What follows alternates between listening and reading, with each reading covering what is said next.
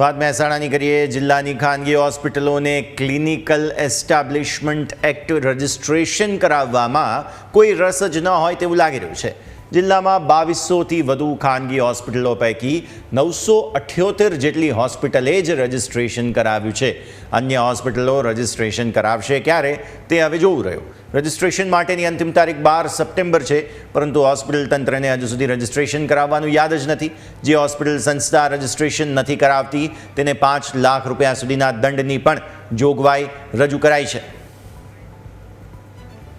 Clinical establishment એક્ટની સપ્ટેમ્બરની 12મી તારીખ 2025ની છેલ્લી તારીખ છે। એમાં અમારી જોડે રજિસ્ટ્રેશન 1046 અરજીઓ અત્યાર સુધીમાં આવી છે અને એમાંથી 979ને અમે અપ્રુવલ આપી દીધેલું છે।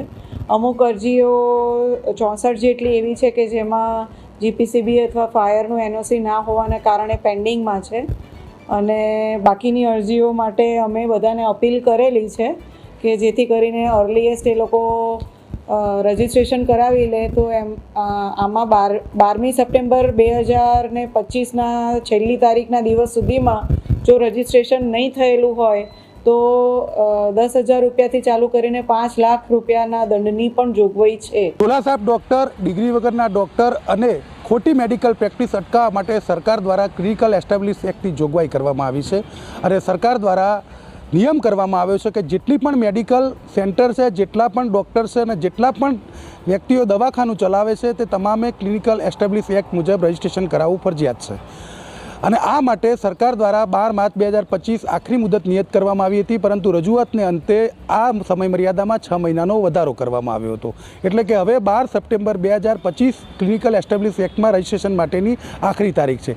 આમ છતાં મહેસાણા જિલ્લામાં જેટલા મેડિકલ સેન્ટર કાર્યરત છે, જેટલા દવાખાના કાર્યરત છે, તે પૈકીના માત્ર 50% જ હજુ સુધી રજિસ્ટ્રેશન કરાવ્યું છે। એટલે કે 2000 જેટલા સેન્ટર, 2000 જેટલી હોસ્પિટલ કાર્યરત હોવા છતાં હજુ સુધી 984 જેટલા જ મેડિકલ સેન્ટરના ક્લિનિકલ એસ્ટાબ્લિશ એક્ટમાં રજિસ્ટ્રેશન થયા છે, જ્યારે 1000 કરતાં વધુ દવાખાના એવા છે કે જેમણે આ ક્લિનિકલ એસ્ટાબ્લિશ એક્ટમાં રજિસ્ટ્રેશન કરવામાં રસ દાખવ્યો નથી।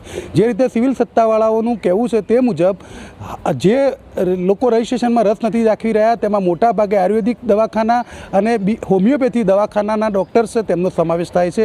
એલોપેથી જે તબીબો છે તેમના દ્વારા રજિસ્ટ્રેશનમાં રસ દાખવવામાં આવી રહ્યો છે, પરંતુ હોમિયોપેથી અને એલોપેથીના જેટલા પણ દવાખાના છે આ દવાખાના દ્વારા રજિસ્ટ્રેશનમાં રસ દાખવવામાં નથી આવી રહ્યો। મહેસાણા જિલ્લામાં હાલ 2000 જેટલી હોસ્પિટલ કાર્યરત છે, તે પૈકી માત્ર 50% જ આ એક્ટમાં રજિસ્ટ્રેશન કરાવ્યું છે અને હવે માત્ર 1.5 મહિનાનો સમય જ બાકી છે। ત્યારે જો રજિસ્ટ્રેશન નહીં કરાવવામાં આવે તો આ એક્ટમાં 10,000ના દંડથી માંડીને 5 લાખ સુધીના દંડની જોગવાઈ કરવામાં આવી છે અને સિવિલના જે ચીફ મેડિકલ ઓફિસર છે તેમના દ્વારા આવા તબીબોને અપીલ કરવામાં આવી છે કે તેઓ નિયત સમય મર્યાદામાં તેમના દવાખાનાનું કે તેમના મેડિકલ સેન્ટરનું ક્લિનિકલ એસ્ટાબ્લિશ એક્ટમાં રજિસ્ટ્રેશન કરાવી લે, નહીં તો તેમની સામે દંડની કાર્યવાહી થઈ શકે છે। જોકે સવાલ એ છે કે એલોપેથીના જે તબીબો છે એ રજિસ્ટ્રેશનમાં રસ દાખવી રહ્યા છે, પરંતુ હોમિયોપેથી અને આયુર્વેદિક તબીબો આ એક્ટમાં રસ દાખવી નથી રહ્યા અને તેનું કારણ સિવિલ સત્તાવાળાઓ પાસે તેનો જવાબ સિવિલ સત્તાવાળાઓ પાસે પણ નથી, કારણ કે હોમિયોપેથી અને એલોપેથીના ડૉક્ટર્સ કેમ રજિસ્ટ્રેશન નથી કરી રહ્યા તે એક મોટો સવાલ છે। Kamlesh Rawal, news capital, Mehsana.